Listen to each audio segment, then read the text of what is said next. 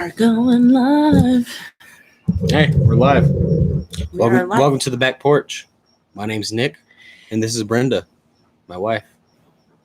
Today we're going to talk about Genghis Khan, but every episode we'll talk about something a little bit different, history related, or modern political times, such as that. The whole time we'll be consuming alcoholic beverages on our back porch, and bear with us because this is our first live stream. And we have fireworks in the background. Yes, this is July 3rd. Everyone's popping fireworks here. So it's fun.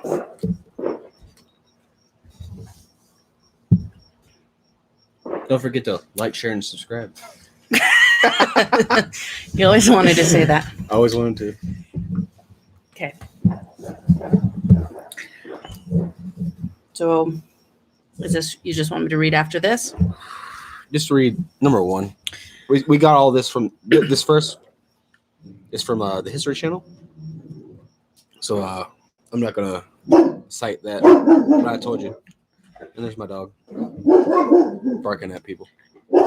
Okay, so Genghis wasn't his real name. The man who would become the great Khan of the Mongols was born along the banks of the Onan River sometime around 1162, and originally named Temujin, which means of iron or blacksmith. He didn't get the horrific name of Genghis Khan until 1206, when he was proclaimed leader of the Mongols at a tribal meeting known as a Kurultai. Where you at? Right there. Yeah, Kurultai or whatever. I don't even know. While Khan is a traditional title meaning leader or ruler, historians are still unsure of the origin of the Genghis. It may have been meant ocean or just. But in context, it is usually translated as supreme ruler or universal ruler. That's actually a pretty good background. Yeah. I did watch that video earlier about the reason why he became the first emperor of China is because he united 7 or 8 kingdoms together. I don't think he was the first emperor. Yeah, he was. First ruler. He took over China, but but he was considered the first emperor. Yeah, maybe. I don't know. I have to look that back up. Yeah. He had a good life, huh?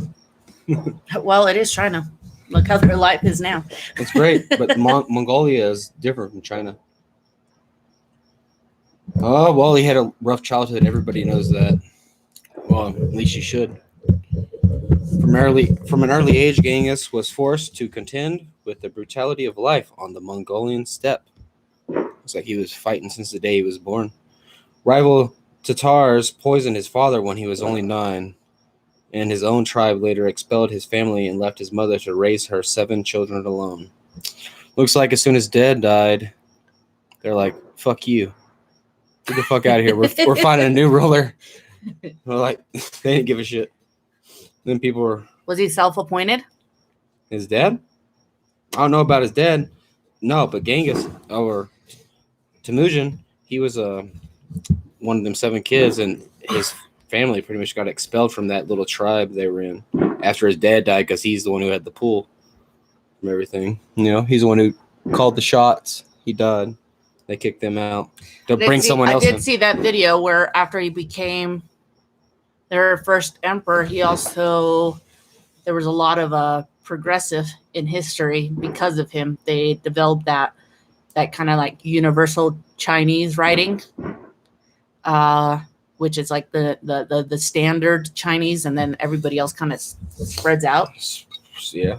That he also, under his rule, they also built the Great Wall of China. Genghis Khan, I think they did. Oh no, never mind. I'm thinking about the terracotta warriors. Yeah, you're thinking about the guy. The totally wrong millennia. Yeah.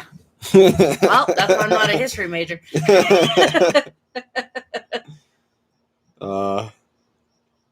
Well, Genghis grew up hunting and foraging for survival.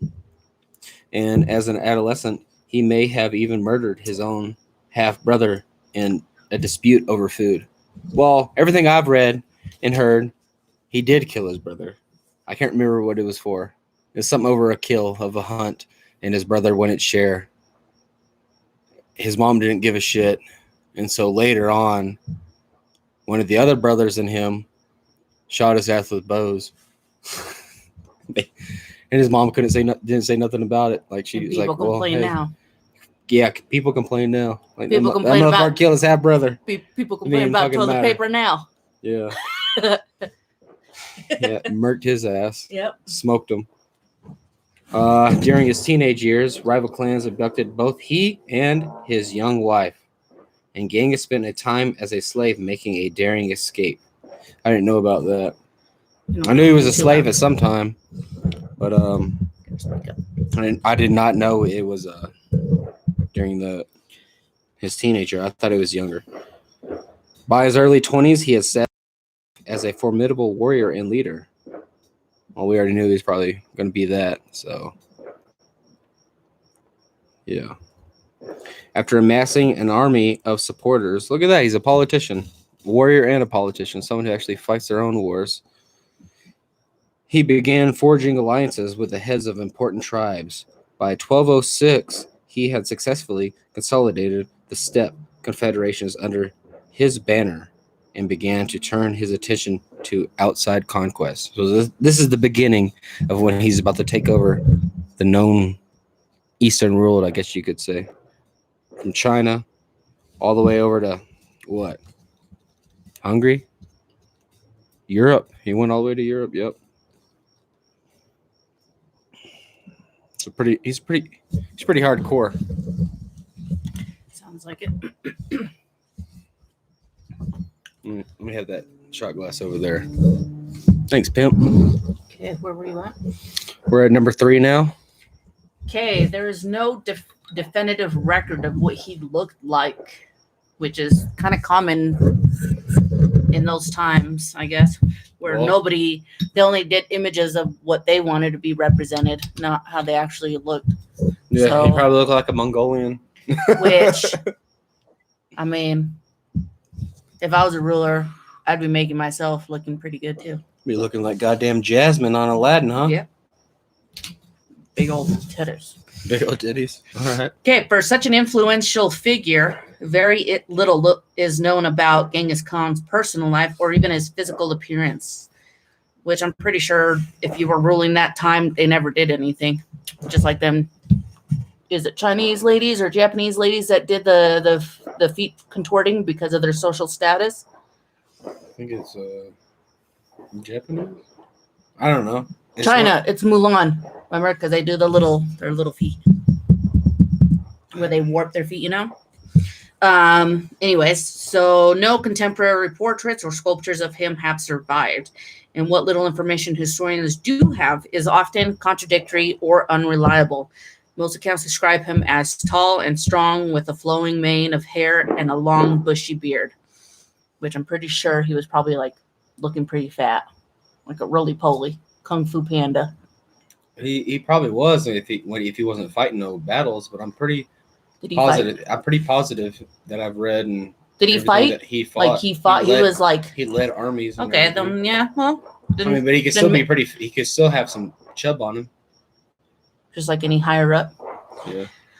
So, so what little information historians do have is often contradictory or unreliable. Most accounts describe him. Okay, I regret that. Perhaps the most surprising description comes courtesy of the 14th century Persian chronicler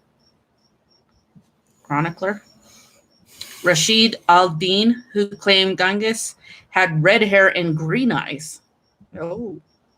Al-Din's account is questionable. He never met the Khan in person, but these striking features were not unheard or among the ethnically diverse Mongols. So for all we know, he could have been some white guy. Green eyes like me. He could have been Slavic. Shit. Some of the most trusted generals were former enemies. The great Khan had keen eyes for talent, and he usually promoted his officers on skills and experience rather than class, ancestry, or even past allegiances, which is pretty much what they should be doing now, but they don't. Yeah, they should just do what he does. Yeah. You accept it or you don't. Because if you don't, you're dead. If you do, you can probably join the army. If not, You still have those you're guys probably gonna that be dead too. everybody that's still left in there is just kind of falls through the cracks. I need more people to Yeah. fight with me. So make the So, decision now. One famous example of the belief in meritocracy. Meritocracy Idiocracy, yeah. came during a 1201 battle against the rival Taijut tribe. If I mispronounce that, Who gives a shit? who gives a shit? When Genghis was nearly killed after his horse was shot out from under him with an arrow, when he later addressed the Taijut prisoners and demanded to know who was responsible, one soldier bravely stood up and admitted to being the shooter. I'm pretty sure he brought that guy into his army and he actually led Kept him. some of his army, yeah. Being like, if you can shoot me down, then I want you in my army. Yeah, but there's also sayings that guy actually probably shot him too, but they weren't going to say anything about it. When he later addressed, never mind. I keep reading things. Okay, stirred by the archer's boldness, Genghis made him an officer in his army and later nicknamed him Jeb, or Arrow, Look at that. in honor of their first meeting on the battlefield. Along with the famed general Subutai, Jeb would go on to become one of the Subutai. Jeb would go on to become one of the Mongols' greatest field commanders during their conquest of Asia and Europe. I mean, I wouldn't be sacrificing someone too if they were good enough to take me down if I was that great. Well, he had an eye for seeing good warriors and stuff. But that's what I'm saying. Waste them. I would, yeah, exactly. So he rarely left a score unsettled. Genghis Khan often gave their kingdoms the chance to peacefully submit to Mongol rule, but he didn't hesitate to bring down the sword on any society that resisted, which kind of sounds like what we need today. Yeah, I would say so. It'd be pretty good in today's society. Yeah. Too bad everyone's People complain about how bad things are today. Mm-hmm. And, well, if you lived during this time, you were kind of just screwed. You're fucked today. So one of the most famous campaigns of revenge came in 1219 after the Shah? Where you at? Shah? Shah. I have no idea what that says.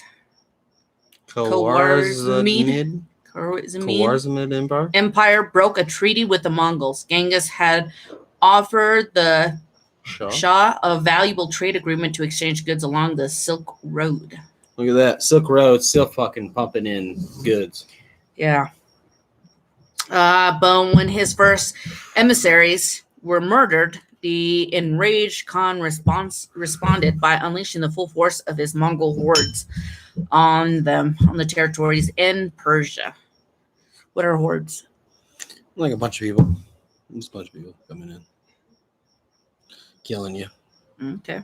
Think of a zombie horde. A bunch of zombies coming in. Hordes. Oh, okay. So the subsequent war left millions dead. Yeah. And the Shah's empire in utter ruin. But the Khan didn't stop there. He followed up on his victory by returning east and waging war on the Tungats of... This is what happens when your English is a second language and your partner leaves because he has to break the seal. So he Exia, a group of Mongol subjects who had refused his order to provide troops for his invasion of Warzim, Forzim. After routing the Tungut forces and sacking their capital, the Great Han ordered the execution of the entire Tungut royal family as punishment for their defiance. You want to read about the responsible for the deaths of many? Yeah, I'll give that a shot. You gotta speak louder. I can weed. Might as well drink Gatorade while you're drinking whiskey.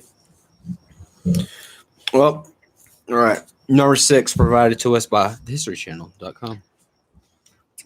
He is responsible for the deaths of as many as 40 million people. So back in that day, that was probably a good percentage of the entire population. Everyone knows that. He reduced the carbon footprint. While it's impossible to know for sure how many people perished during the Mongol conquest, many historians put the number at somewhere around 40 million. Censuses from the Middle Ages show that the population of China plummeted by tens of millions during the Khan's lifetime, and scholars estimate that he may have killed a full 3/4 of modern day Iran's population. No wonder there's no one living out there. Yeah. Fucking desert and bullshit. During his war with the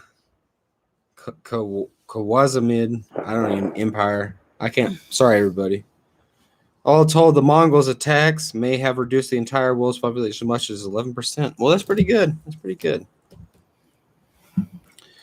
What do you think about being someone that badass and just like smoking everybody? Well, considering that I'm a woman, I wouldn't have that power. Oh, we're thinking about this now. Like, if now? you were. Just taking 11% of the world's population. That would be great, because that'd be less riots that are breaking out right now. Less of the crap. Nobody would want to stand up and rebel. You got to keep fear instilled in people in order to keep them controlled. Never mind. Huh? Nothing. Wouldn't it?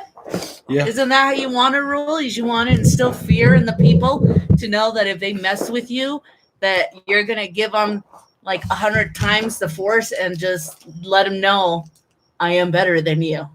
You don't want to do this. Look what happened to the last time we invaded a country because they wanted to uprise me. But I think instilling fear is like terrorism. Oh. That's terrorism. Okay. All right, here's another one. Number 7 on the History Channel's Fun Facts. He was tolerant of different religions. Look at that. That's something you don't find every day. Somebody who comes from a completely different place, different part of the world, different people, religion. and they accept different religions. So, like, you know what? Do what the fuck you want, but as long as you respect me, pay me my fucking gold or whatever. My taxes, you're good to go. Do what the fuck you want. Hey, that sounds pretty good, right? Unlike many empire builders, Genghis Khan embraced the diversity of his newly conquered territories. He passed laws declaring religious freedom for all and even granted tax exemptions to places of worship. Look at that. Fucking churches getting tax exemptions even back then. What the? Man, them motherfuckers gonna be paying taxes and shit. I'm tired of that shit. Fucking tired of it. Look, you had your freedom of religion. As long as you paid your taxes, I didn't care who you worshipped. Yeah, I don't know who you worship, but give me some fucking money too. This tolerance had a political side. The Khan knew that happy subjects were less likely to rebel. Well, everyone knows that, but he knew that before us, obviously. Maybe that could be used today. I don't know. But the Mongols always had a exceptionally liberal attitude towards religion. While Genghis and many others subscribed to the shamanistic belief system that revered the spirits of the sky, winds, and mountains, the steppe peoples were a diverse bunch that included Nestorian Christians, Buddhists, Muslims, and other animistic traditions. The Great Khan also had a personal interest in spirituality, like all you hippies out there, just like thinking one day you're gonna be saved by a bunch of spirits and shit. You're fucking druid. There you are. Yeah, go ahead and rub the grass with your feet, see how far that gets you. He was also known to pray in his tent for multiple days before important campaigns, and he often met with different religious leaders to discuss the details of their faiths. In his old age, he even summoned the Taoist leader, I don't know how to say this Asian name, whatever, to his camp. And the pair supposedly had a long conversations on immortality and philosophy. Yeah, that's interesting, right? That's pretty good. I don't know. So, in your own words, how would you describe this whole thing of Genghis Khan? In your own words. How would you describe him? Well, he took over other tribes, told them, you know what, I'll take the best warriors, or he like killed everybody. Like, hey, who wants to join me? Join me. If you didn't, you died. So gave them the opportunity to make that choice. He gave them the opportunity to join them. And if they didn't, they died. If they did, they were with him. If you proved yourself that you were with him, if you resisted in any way you resisted, you were dead. So he built the badass army. Yeah, that killed like. Well, yeah, because if you think about it, if you're going out and scouting, while you're burning and taking, all these towns as goods and everything, giving them the opportunity to pillage and burn the village. Yeah, he gave that. It was like, hey, y'all already know what's going to happen. Make your choice right now. Decide your fate. Yeah. Which he did, and then best of the best. He wanted the best of the best. He kept the best of the best. Yeah, or he kept. Yeah. Yeah, but he kept the best of the best. I'll let you read this one. This one's easy. It's a good one right there. That's a good fun fact. Which one? Number 9? No, down, up. I mean. This one? Yeah, keep going up. So you can see the title. Oh, okay. So he created one of the first international postal systems. So along with the bow on and the horse, Mongols' most potent weapon may have been their vast communication network. One of the earliest decrees as Khan involved the information of the mounted carrier service known as a yam. This medieval express consisted of well-organized series of post houses and way stations strung out across the whole of the empire. By stopping to rest or take on a fresh mount every few miles, official riders would often travel as far as 200 miles a day. The system allowed goods and information to travel with the unprecedented speed, but it also acted as the eyes and ears of the Khan. Thanks to the yam, he could easily keep abreast of military and political developments and maintain contact with his extensive network of spies and scouts. The yam also developed or helped protect foreign dignitaries and merchants during their travels in later years. The service was famously used by the likes of Marco Polo and John of Plano Carpini. So, yeah, better than the Pony Express. He created the United States Postal Service. The Pony Express. UPS and FedEx. Here you go. Have that. So no one knows how he died or where he is buried. Oh, no, this is a whole different category, everybody. This is I just was reading that. I know, but I'm just letting everybody. So did you want to go back and talk about that one? The Postal Service, or that's kind of self-explanatory? Well, the Postal Service is pretty cool. So there was a lot of stuff going on in his time. Yeah, let's say you had to travel like 250 miles. That people would probably be like, Today it would just be like 2 hours. Yeah, no, that would be like 4 hours, or they're 250 miles, but that would take probably, I don't know, 8 to 10 horses at least. Probably ride your horse 40, 50 miles. Well, you said about for what, every couple of hours? I don't know, but they had postal marks. I'm pretty sure they'd hand it off. Yeah. All right. So number 9, no one knows how he died or where he is buried.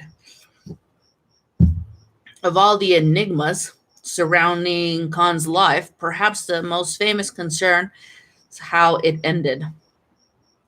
The traditional natives say he died in 1227 from injuries sustained in a fall from a horse, but other sources list everything from malaria to an arrow wound in the knee.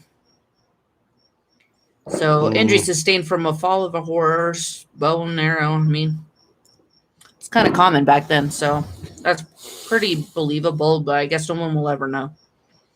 One of the more questionable accounts even claims he was murdered while trying to force himself on a Chinese princess.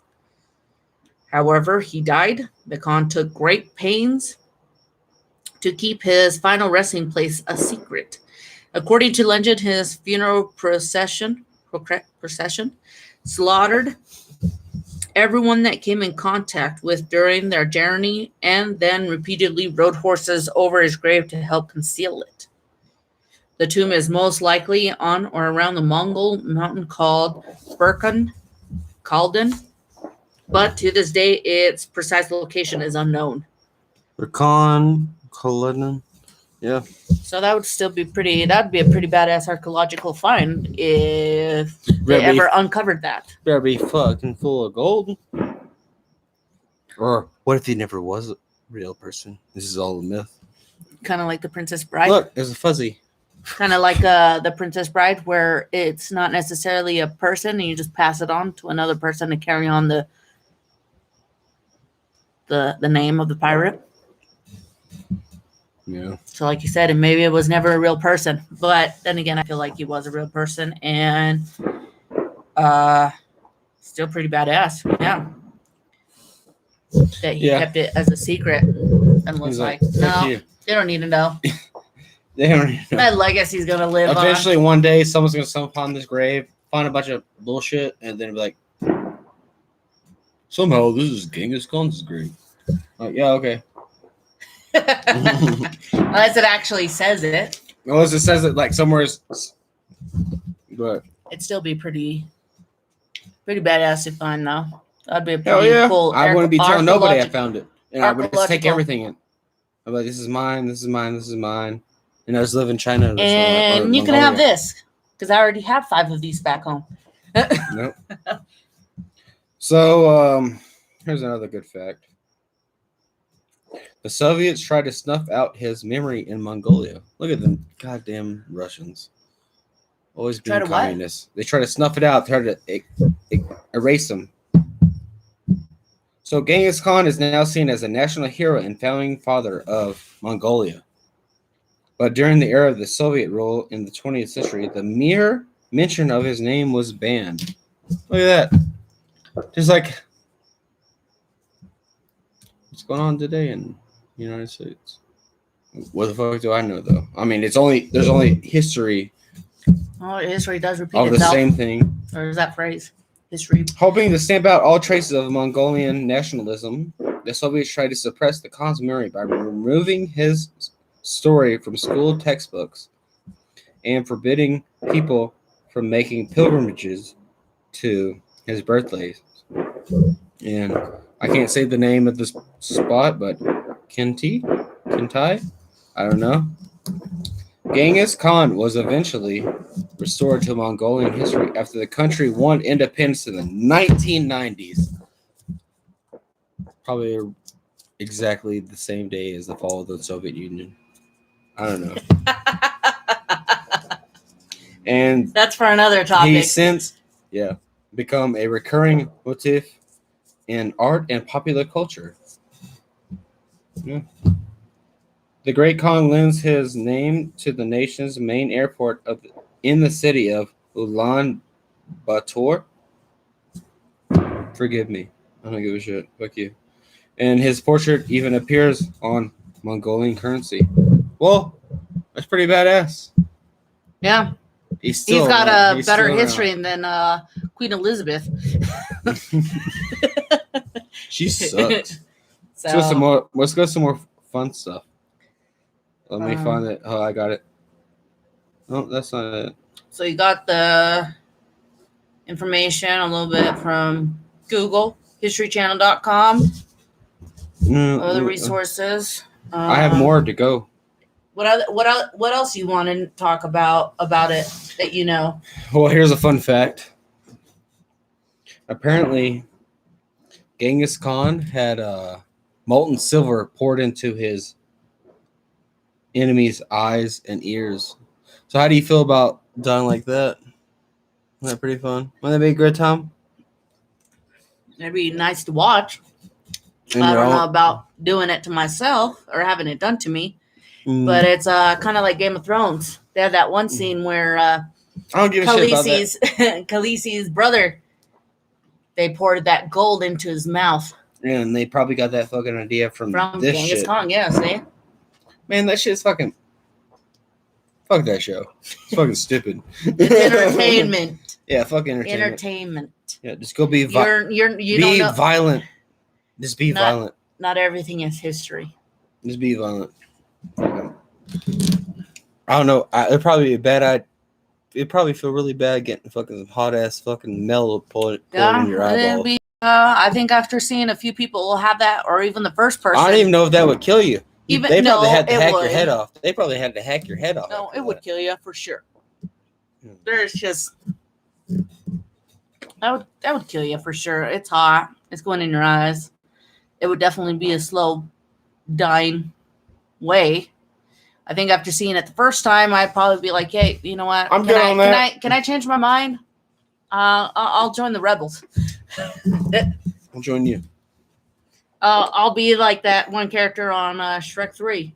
I just make sure that chimichangas are there. I love chimichangas. Here's another good fact: the Mongols could not shed noble blood, but the alternatives were more brutal. Well, I heard of an alternative that they did. They took a bunch of Russian nobles, they put them under a plank of wood, and then they partied on top of them until they all died. It's pretty bad. So why wouldn't they shed noble blood? I don't remember why, but I remember they I don't know what the fuck it is. You know, it's more than bullshit. They would suffocate you to death. They could do that. They could hang you.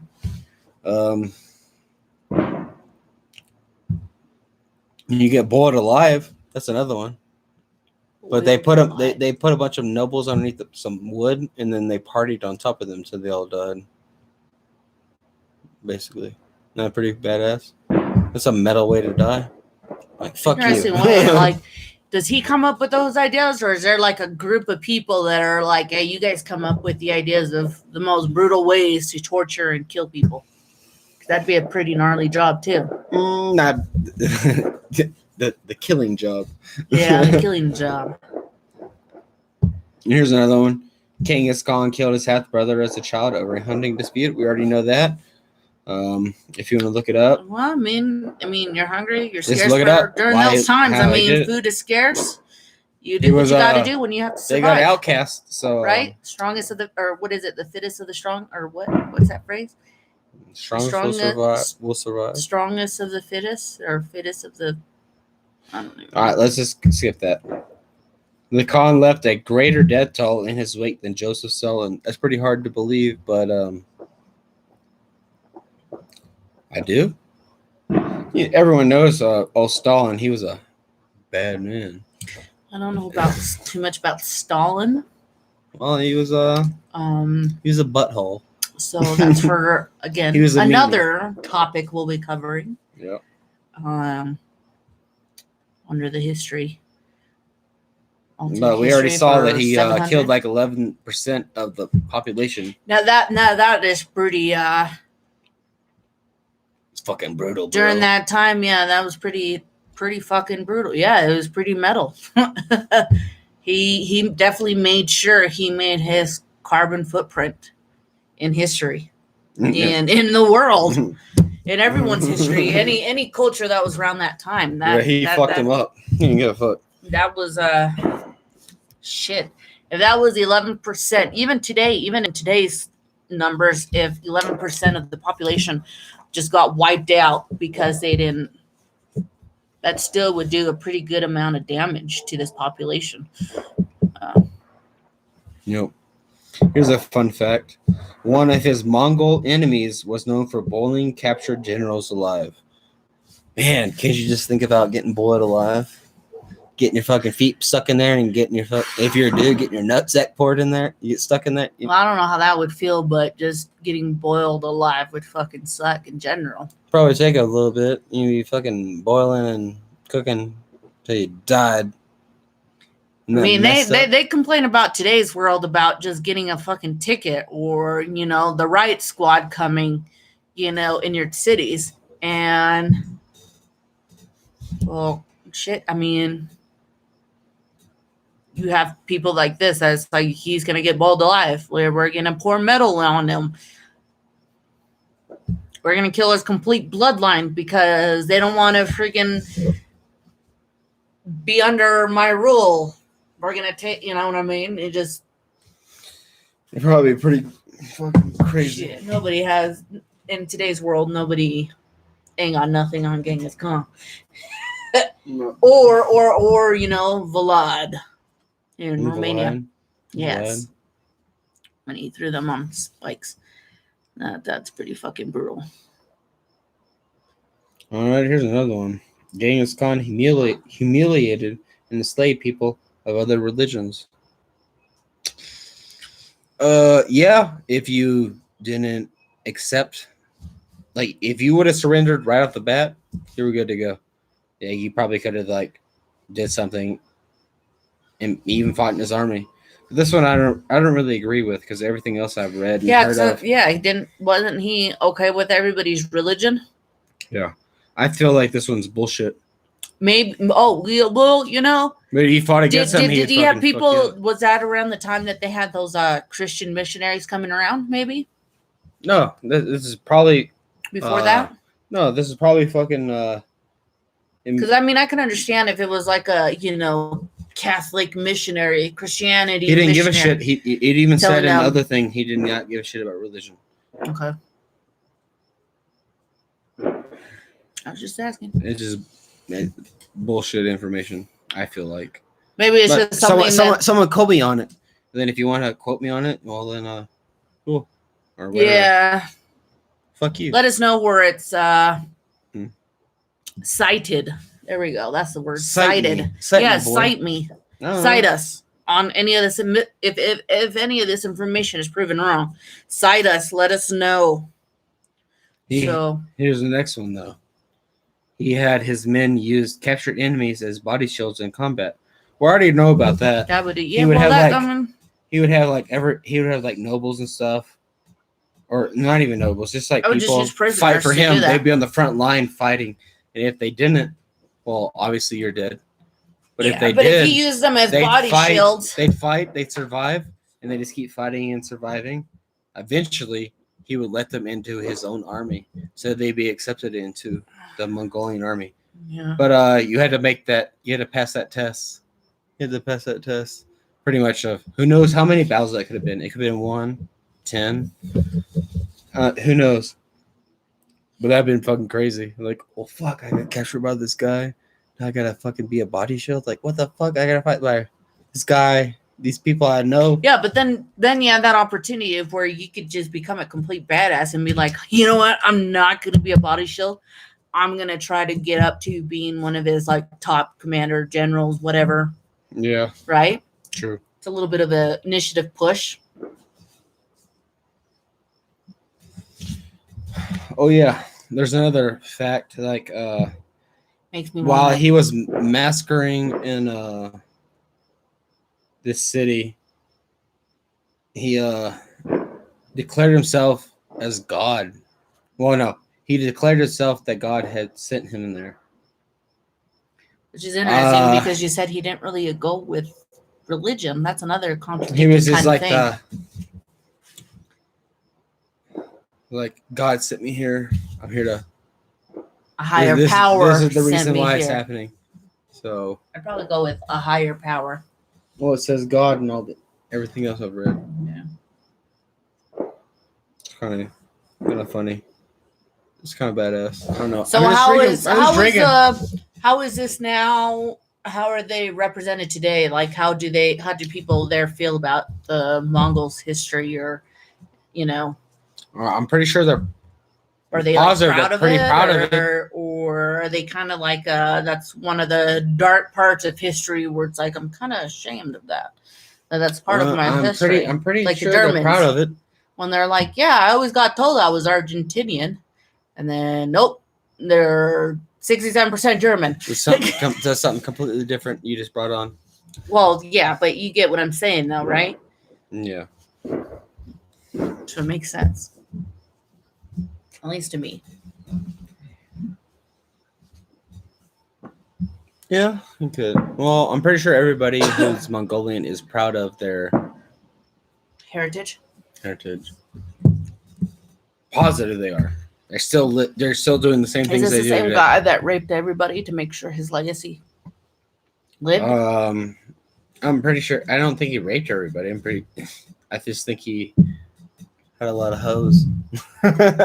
Concubines? Yeah, a lot of hoes. Is that the same guy, though? Yeah. So basically, oh Jesus, go through me. Fuck you. Fuck Jesus. So is he the guy that did do that, where he wanted to make sure? I don't know if he wanted to make sure. I just pretty sure he just fucked a lot of people. Which one's the other guy? It's Genghis Khan. Is it? Okay. I don't know if he wanted to make sure. I just know he fucked a lot of bitches. Well, I mean, I'd let him. You let him fuck you, dude? I'd let him fornicate me in order to stay alive.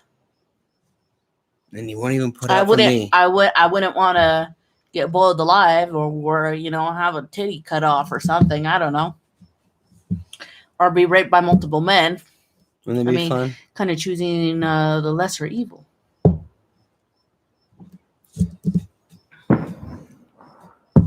What else? This is the last one. Number 1. I don't even know how to say it. It's like the sacking of Jurgench. Jurgench was arguably the most brutal and thorough massacre in history. I have no idea what that is. What is this about? The second of the Jurgench. Do you know about that one, or do we need to look it up? I'll look it up because I don't remember everything about it. Look it up, Jamie. Yeah, okay. All right, Joe. We got a little bit of time left.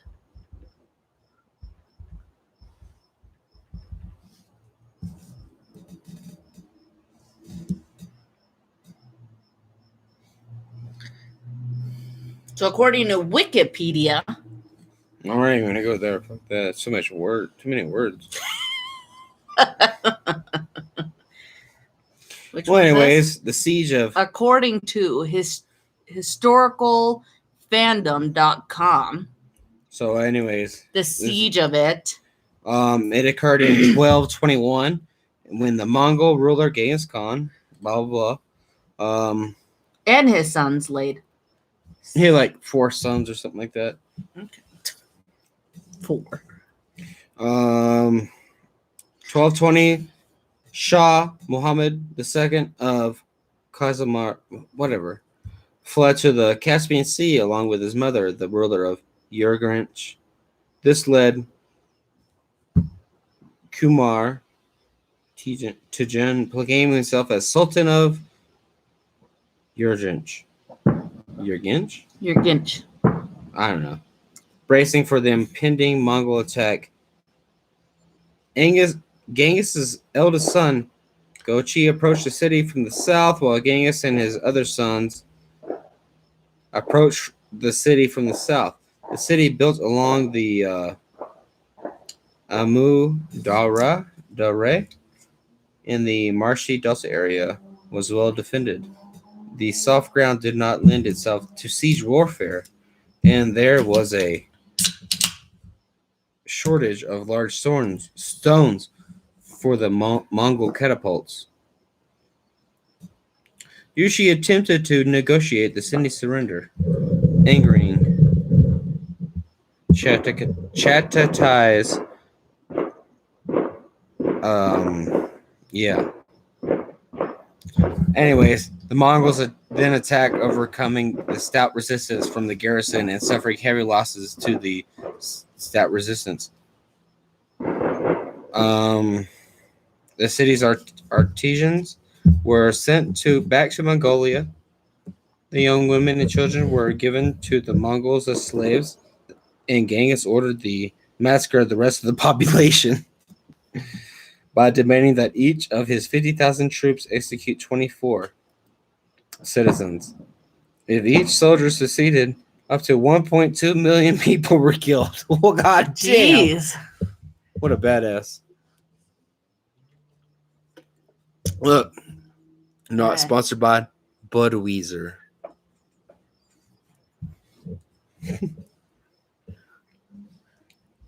Regardless, one of the bloodiest massacres in human history. The Mongols then broke the dams and flooded the city, so it's gone, probably, destroying the old Urgench. Oh, there's some pictures of it. It's like kind of there. It's there. It's like it's not there. Not there.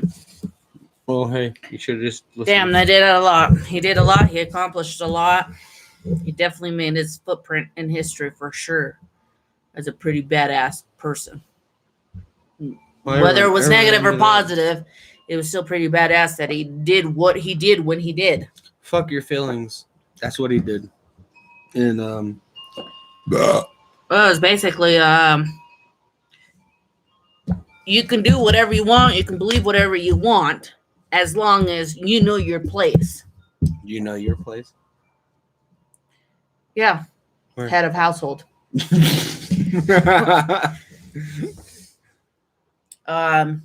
So it was I mean, I'm pretty sure all these people knew what he was capable, because rumor spread that telephone game where everyone's gonna think they can take him on. They think I'm better than that. Well, yeah, I mean, you're always gonna have that one or a dozen people that think that they can take this guy on and defeat him, and then it comes to no, you can't. You were nothing.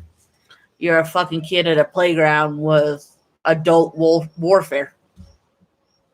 A mastermind. I don't even know. He is a Pretty badass guy. good tactician, and that's all we have for that. Yeah, so that's all we have. Next week, what should we decide to do for next week? Oh no, we'll just let you know. I need to figure it out first. I say we should do the terracotta army, just because I read about them and it's still fresh in my mind. So we should definitely do that. All right, we'll do that. So we'll do that. Yeah.